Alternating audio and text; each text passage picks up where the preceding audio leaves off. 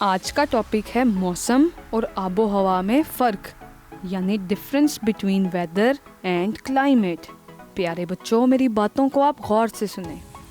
جب ہم صبح اٹھتے ہیں اور اپنی کھڑکی سے باہر آسمان کو دیکھتے ہیں تو غور کرتے ہیں کہ باہر دھوپ ہے یا بادل ہیں، بارش ہو رہی ہے یا تیز ہوائیں چل رہی ہیں، زمین پر برف پڑی ہے یا آسمان صاف ہے۔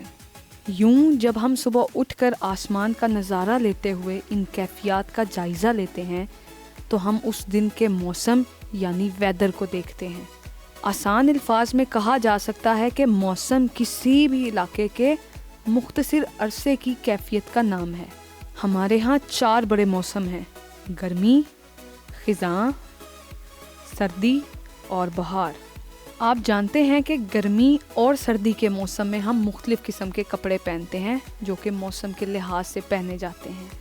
موسم کی صورتحال روزانہ ایک جیسی بھی ہو سکتی ہے اور مختلف بھی۔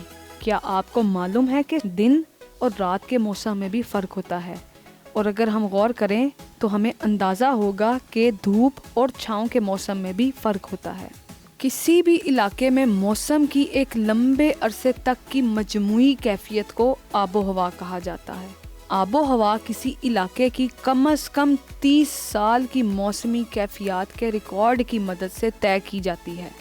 بچوں، آج کے سبق میں ہم نے موسم اور آب و ہوا میں فرق کے بارے میں جانا۔ مزید ویڈیوز کے لیے لاگ ان کریں ہماری ویب سائٹ www.pen.org.pk۔